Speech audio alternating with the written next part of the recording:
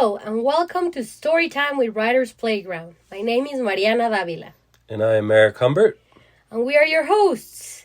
We have a very special episode for you today. Well, first of all, excuse our voices. We have a little cold and we're still getting over that. So, getting into business, Merrick is going to be reading the first place winning story, which we just announced this past Saturday from our 11 Playground Challenge. So we are really excited about that. But first things first, I want to wish a very happy birthday to my co-host and partner in crime. Happy birthday, Merrick! Oh, shucks. Thanks so much. I'm 38 years old today. Can you believe it? I know, right? I only have one more birthday in my 30s after this. And I read the life expectancy for men is 76, which means I'm exactly halfway there, which is crazy to think about. Sometimes I still feel like the same dumb kid I was 20 years ago. And then again, I think I pulled a muscle in my back earlier just from coughing too hard. Yeah, sorry about that.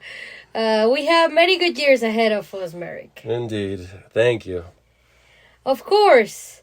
Well, all right. As I mentioned earlier, we just announced the winning stories from our current competition on Saturday. So congratulations to all the winners. We're almost done sending out feedback. I think we still have a few more, but we should finish today. And we are still working on getting all of the winning stories up onto our website so that they will be available for you all to read. We'll hopefully get that done by tomorrow or Saturday. Ain't no rest for the wicked. I don't know what that means. Is a song. Oh, well.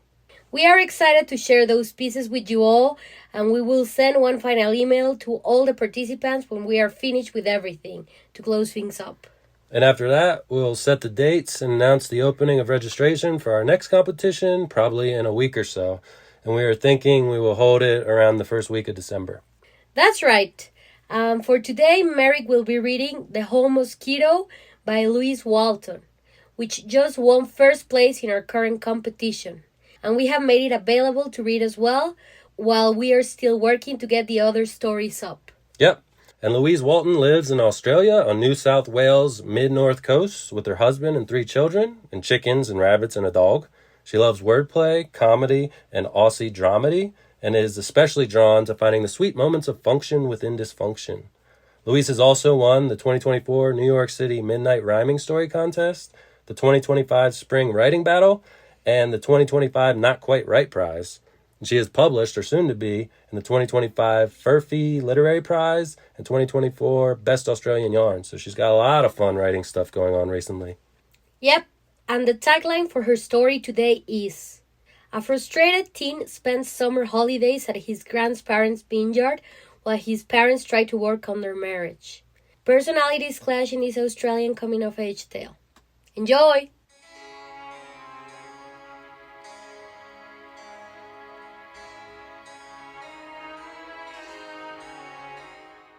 The Whole Mosquito by Louise Walton. The key to my happiness is held hostage in my grand's denim back pocket. I should be settling down to sleep with Wordle and my Conqueror's audiobook. Instead, I'm lying here clenching sweaty fists, mosquitoes whining in my ear, either in solidarity or just mocking me, because Gran's locked my new iPad Pro into her kitchen cupboard. It's the iPad Mom bribed me with, so I'd spend a few weeks outdoors on my grandparents' vineyard while her and Dad worked things out, which they're not good at. And now I can't send them a pros and cons spreadsheet to assist. Having no device is like having a limb cut off. I did sneak into Gran's kitchen to try and wedge the cupboard door open with a butter knife, but I just bent the butter knife. I didn't want Gran to have the satisfaction of seeing my failure, so I took it to bed. Really fuels your revenge plans when you lie in the pitch black gripping a knife. Maybe grandsons shouldn't have murderous thoughts towards their grands, but most grands are fluffy and frail. Mine wears a flannel and a steel gray plate and is stronger than Genghis Khan. She also smells like those bacon and cheese rolls you get at Woolies. I doubt Genghis Khan smelled like that, but it's hard to unthink now. Maybe his enemies gurgled their last breaths thinking, "Who made cheese bread?" I'm the gurgling enemy, trapped here in the 3 final weeks of my summer holidays. Gran says she's fixed my cousins in a week with no technology, so now she's fixing me. But it's my parents who are broken. Wrong empire, Genghis Gran. I will get that key.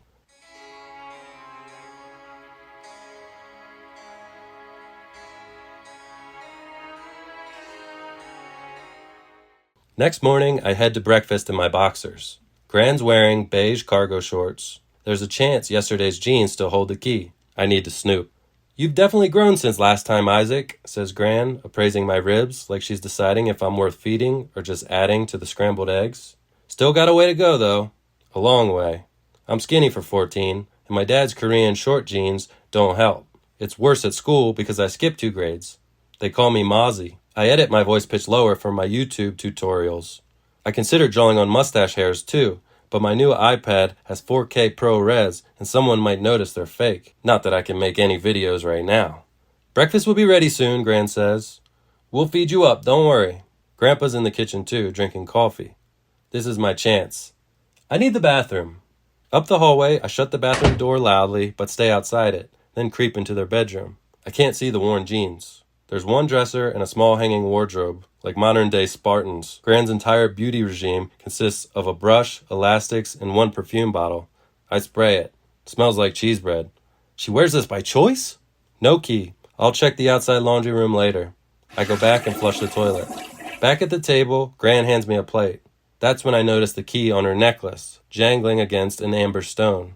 "After the key, champ?" "No." I look away, studying my eggs. "Just interested in the amber. Sometimes they have organisms inside." "This one does." I flick my eyes back. Gran's holding it out. "It's a mosquito with 5 legs. She glances at Grandpa, half smiling. It doesn't surprise me that she gets joy from a dismembered creature frozen in its suffering. I bet she would have paid extra for a human heart. "Get dressed and you can help Grandpa in the shed today," she says. "Learn some real skills." "Real skills? I'm developing encryption algorithms on my iPad. Dad wants me to." He's proud of my work ethic. Says I inherited his Korean genes. He also thinks Mom spoils me, but I'll leave that out. I can see Gran agreeing. He's done a top job instilling diligence. Now it's time for balance. I am balanced. I'm reading about the Borgian dynasty too, and you're going to ruin my Mongolian Duolingo streak. I'm on 450 days. Grandpa put down his coffee. Got a couple of Indonesian workers here for the Verdelho harvesting. You can learn that. Or Grandpa can teach me mumbling Aussie farmer. His thick mustache makes it worse. That's not the same. It's cruel. I wanted to Google a fact last night, and I couldn't even do that. I won't tell them it was how to murder someone with a butter knife. Do you good not to know something for once, says Gran. Stew on it. Oh, I will, I say ominously. It would feel more ominous if I was wearing more than boxers.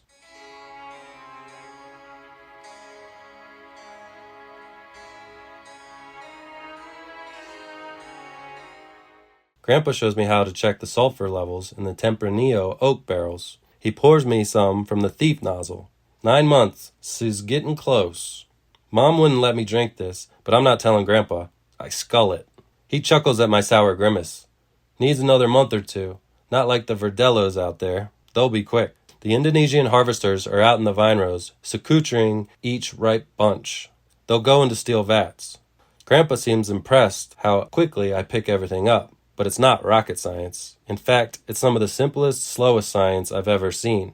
Hand picking, hand sorting, aging for months or even years, dragging on, like the 2 Indonesian workers. I don't think Grandpa even realizes how slow they are. One is videoing herself, tossing her hair like an influencer. He says they're paid by the hour, but I think he's losing money by the hour. It's poor business management. I go back inside. Gran's preparing cheese platters for the afternoon wine tasting. I'm going to lose my Wordle streak too, I complain. Just an hour, please. No, for education. She doesn't care that I'm a big deal. I found a new prime number last year. Isaac, there's more to life than education. Yeah, like happiness. My motto is, whole not happy. Ironically, she slices a whole brie in half as she says it. Happiness, sadness, frustration, everything. Yeah, but you don't have to frustrate people on purpose. Life is bad enough already. She cocks her head. It is. All I'm saying is, you've got computer skills coming out your ears. You need practical experience too, and communication skills. Communication skills? From Grandpa? I'm sarcastic. She narrows her eyes. Too far. Now stop asking or I'll throw away the bloody key. She slides me some cheese and crackers. 15 minutes, please. She shakes her head. I'm doing you a favor. You're addicted.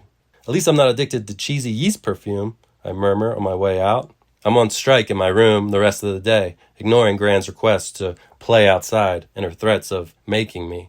At night, she isn't wearing the key. She says she's thrown it into the Verdellos, and I've got 3 weeks to find it. I clutch the bent knife under my pillow.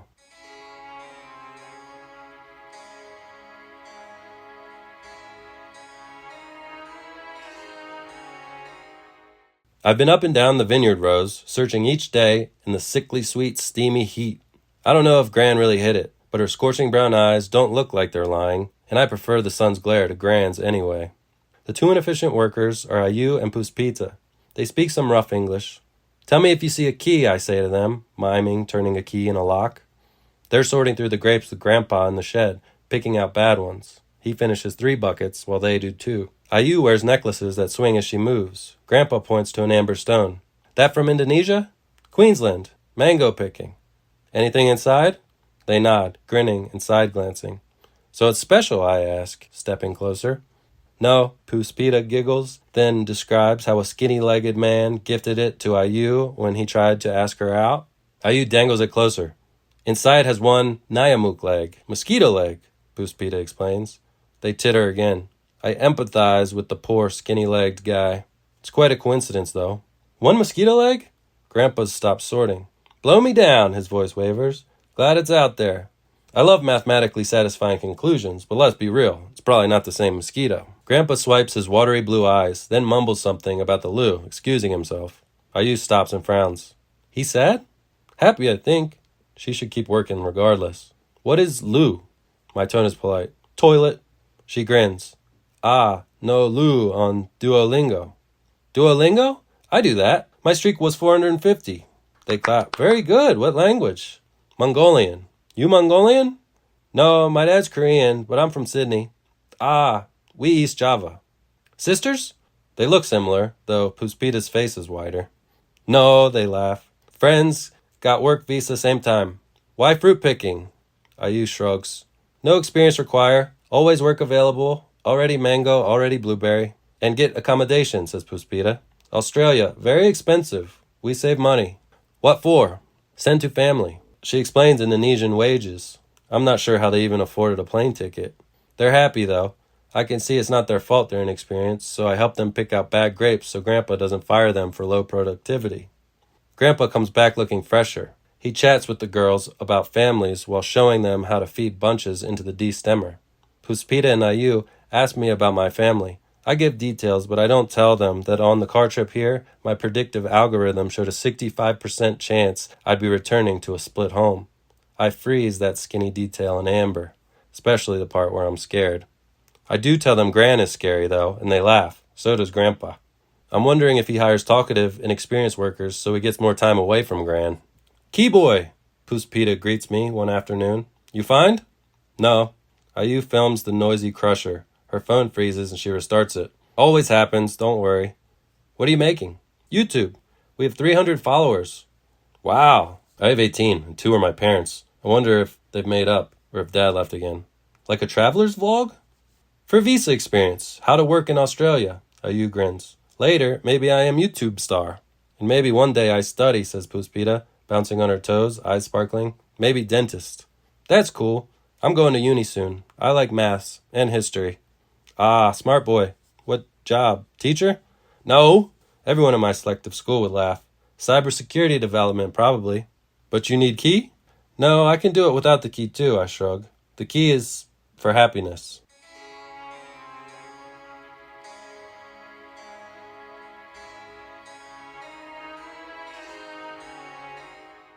I disturb the soil along the rows and feel behind twisted vine branches, now bare.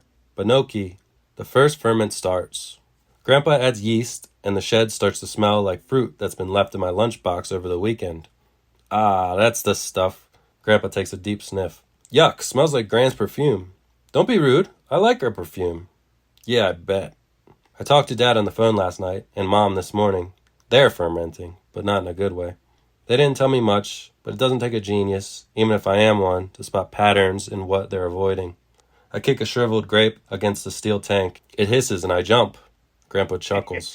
In the old days, tanks used to explode sometimes. Got auto valves now to let off the pressure. 13 days and no key. I might explode. After dinner, my grandparents read while I simmer. There's a photo on the sideboard. My 2 smiling grandparents and their 3 giggling girls, Mom and my aunties. Maybe Gran just hates boys. I hate it here. Gran rolls her eyes, still reading. Well, you'll be back home in no time. Yeah, but what home? 2 homes? Will Dad be gone again? Will I be moving? Grandpa fidgets. Gran looks at me. It might be different. Might even be really bad. What would you know about bad? I eye their happy photo. They're not really working stuff out, are they? They're working out how to live apart. She sighs. Probably. I'm sorry, Champ. Champ? More like loser. I hate them both. They were too chicken to tell me, so they left it to Genghis Gran. She snorts, despite the seriousness. That's what you call me? I must be terrible. Yeah, well, you know how to crush your enemies, that's for sure. There's no key in that vineyard. Her eyebrow quirks up. I never said vineyard. I said it was in the Verdellos. In the wines? Vats? The cellar? I'm mad, but intrigued. She played me. Not saying anything else. I fold my arms in mock huff. You're worse than Mom and Dad. She winks. Definitely. You've got good parents, Champ, together or not. It's a comfortable sort of quiet now, with my auto valve released. I don't let myself think of home. I think about here, and the grape sorting, and helping IU edit her videos, and sneaking sour tempranillo to get woozy in the afternoons. And now the key's in sight.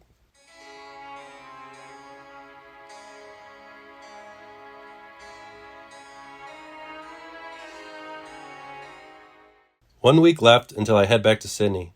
Grandpa lets me start the next ferment batch. There's more to winemaking than science. I can't tell the difference between Grandpa's award-winning wine and the unfinished wine, but he can. IU and Puspita finish harvesting the last southern rose. And soon all the crushing is over. I keep meaning to hunt for the key, but there's so much going on. I'm sad when it's their last day. Arep mengyeng nendi swali, I ask. It should translate to, where will you go after this? But I know I've messed up somewhere. IU's smile is wide. Still Hunter Valley. More grape harvest. Puspita is jumpy and grinning, and has her hands behind her back. Her voice is sing-songy. We have surprise. What? Oops, I didn't get them anything. IU films. Puspita opens her hand. You found the key. The key? In the tank, after first ferment emptied. She's deranged. We could have lost it. IU shakes her phone. What do Madi... Won't restart. Oh no, let me see. I take it, holding various buttons down. It's no good. It's been touchy for ages. I hate seeing her so worried. Come with me, I say suddenly. Gran's out. I head to the house, and they both hover at the back door as I slip into the kitchen. I unlock the cupboard. The iPad Pro is sleek and tempting, and my idea I had a minute ago seems slightly less appealing after I turn it back on and see it load like lightning. The battery is so good, it's still on 29%. It could make me happy in a lot of ways. But if IU and Puspita are happy with almost nothing, I could be too. And I don't need it. They do. I go to settings and reset the iPad. Take it, I say, back outside under the veranda. It's got a slim slot. This won't break for ages. No, says IU, shaking her head, hand on her heart. Ora Isa, it's yours. I have another one at home. It's older but decent. I've also got a PC, Xbox, VR headset, and I'll get a phone when I'm 15. I push it towards her, and she still hesitates. How will I watch your videos if you can't make them, I ask. Plus, this is 4K Pro Res. Puspita takes it because IU can't. You good boy, Keyboy. IU thanks me, tears in her eyes. She keeps asking what she can do to repay me. I almost wish there was something so she'd feel better. Then her amber necklace flashes in the afternoon sun like gold. You know, there is one thing.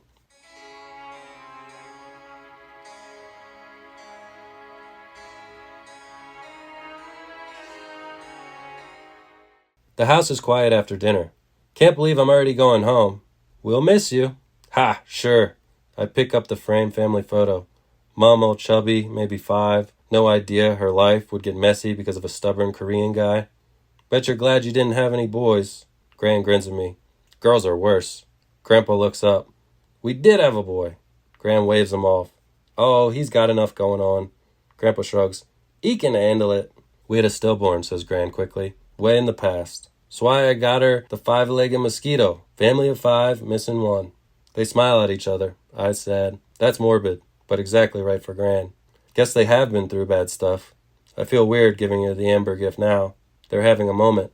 Maybe tomorrow.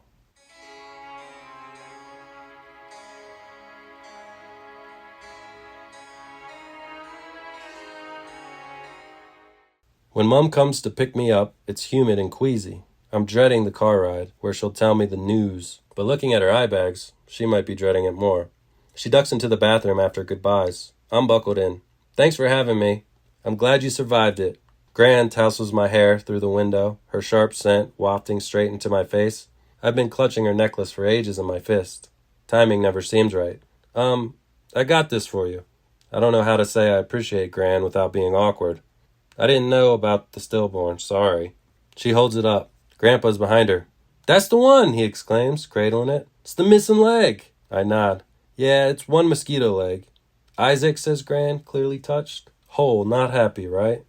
When you're lucky, you get both. Her voice catches, and she leans closer.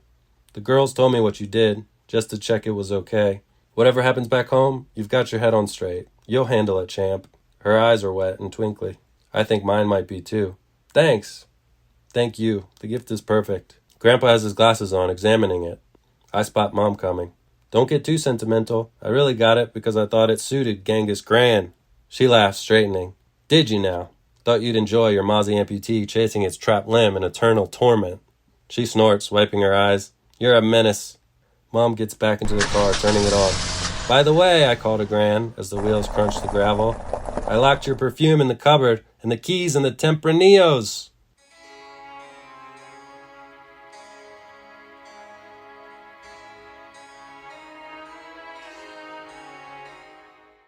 I absolutely love this piece.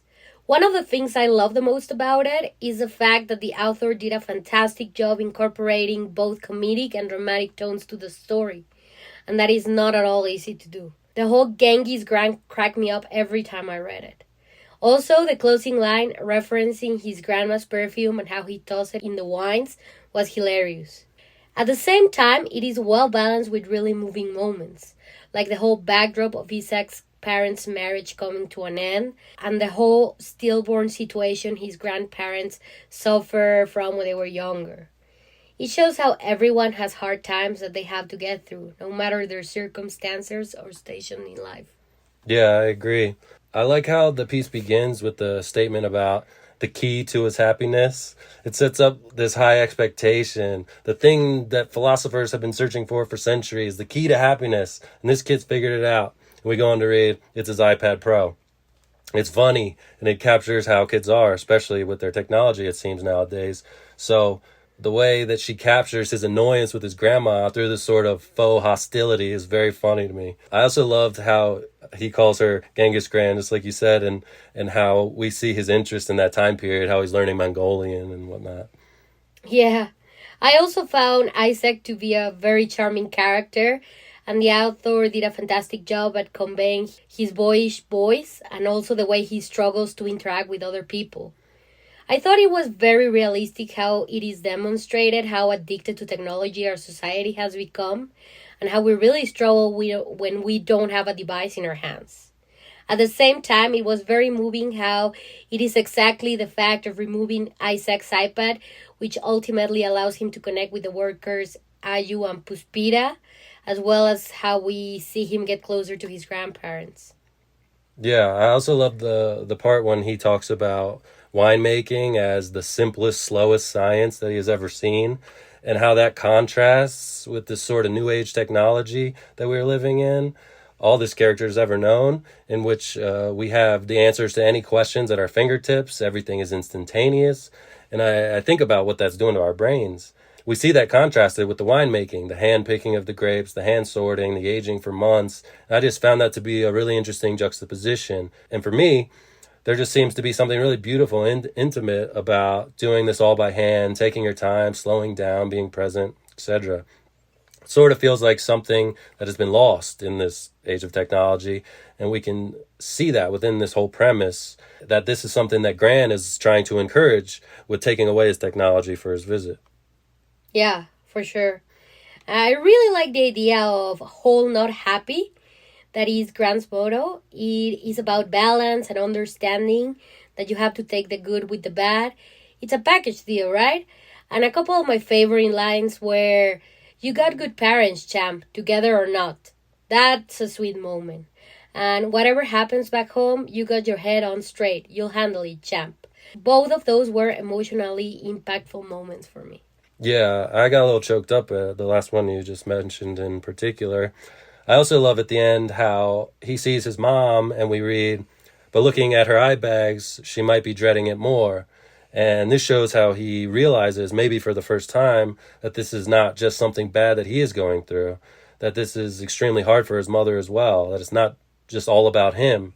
That seemed like an indication of growth for the character, because for the majority of the story, we see him pretty much focused on himself and what he wants.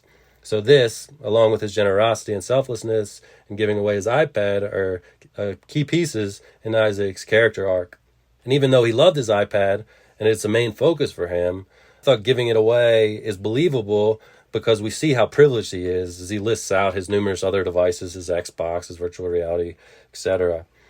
And I absolutely love the closing line, as you mentioned earlier, when he yells to his gran from the car that he locked up her perfume and the key is in the Tempranillos. It's just super charming. Yeah. All in all, it was a very compelling piece. And even though it was a very difficult decision, I am glad we decided to make this a first place. For the prompts, Louise chose a teenage prodigy for the character, a vineyard for the setting, and the one thing everyone had to include was a piece of amber with something inside. We have made this piece available to read on our website, and we will get the rest of the pieces up and available for you as soon as possible. Should be this weekend. Is there anything else I'm missing? I don't think so. Thanks so much for listening, everyone. Thank you to everyone that participated in our 11th Playground Challenge. Congratulations to the winners, and we will be announcing our next competition in a week or so. Thanks so much, everyone. Yeah, have a great one.